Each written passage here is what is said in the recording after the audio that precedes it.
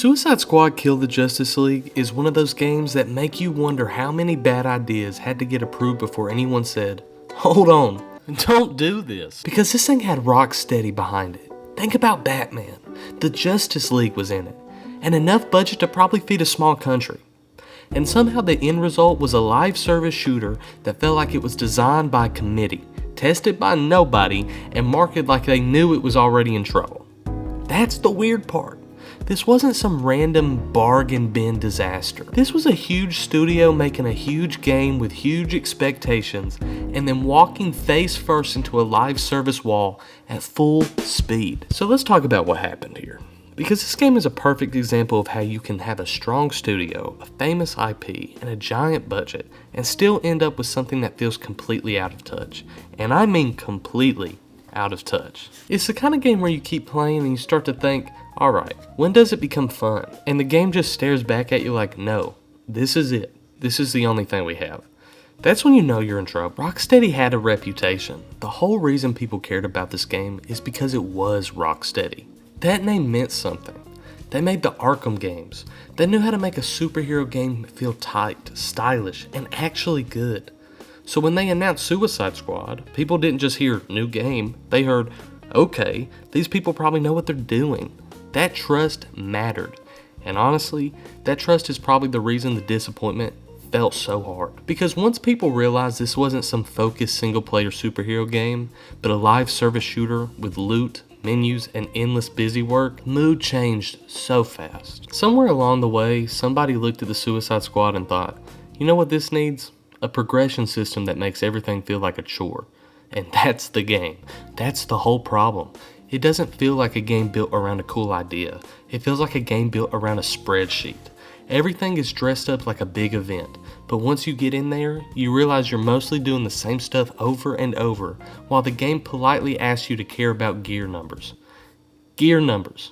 I don't even know what gear numbers are. This game also had a weird identity problem. It wants to be funny, it wants to be edgy, it wants to be a big superhero action game, it wants to be a live service grind machine. And instead of picking one lane and going all in, it just sort of wobbles between all of them like a shopping cart with one broken wheel. I mean, that's why a lot of the dialogue and structure feels off. It keeps trying to convince you this is a big deal, while the actual gameplay keeps handing you errands. That's the issue. The game acts like it's the mission. It plays like it's the homework. To be fair, the gunplay isn't the disaster here. The basic shooting is fine. The movement is okay. The combat has moments where you can tell there's a decent game buried in there somewhere, probably under 6 layers of bad decisions and one very stubborn producer. But fine is not enough. If you build a giant game around repetition, the repetition better be insanely fun. And this isn't that. Instead, you're left doing missions that start blending together, killing enemies that feel disposable, chasing loot that feels fake, and listening to objectives that sound like they were written by a person trying to hit a word count. It gets old fast. And once it gets old, the whole thing starts feeling less like a superhero fantasy and more like a company meeting with guns. And the biggest problem with Suicide Squad is that it gave people no reason to stay. Not a real one. You can't make a game feel like a long-term commitment if the first reaction people have is, wait, this is what you made? That's not a great start. And once the reaction was negative, everything else got harder. People had already decided the game was a weird fit. The live service structure made it worse, and the price did not help. And the whole thing started feeling like one of those projects that existed because somebody important really wanted it to exist, not because the audience did. And that's how you end up with a game that's technically functioning and still somehow feels broken in spirit. What makes this especially funny in a tragic way is that the game wasn't trying to be subtle. It was staring directly at you and saying, trust us, this is the future.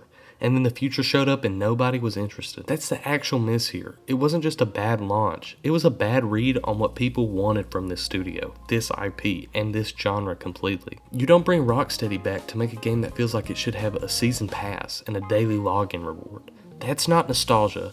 That's sabotage with a budget. So what went wrong? Well, almost everything. But Rocksteady had the wrong structure. The live service model was already worn out. The game didn't match the expectations attached to the studio. The tone was off, the progression was boring, and the whole thing felt like it was trying to trick players into becoming more invested than it had earned. That's a terrible deal. Games can survive being ugly, they can survive being buggy, and they can even survive being weird. But they don't survive being boring in a way that feels expensive, and Suicide Squad managed to be exactly that. I think the saddest thing about Suicide Squad is that you can see the outline of a better game in there somewhere. Not a great one, not even a legendary one, but definitely a better one.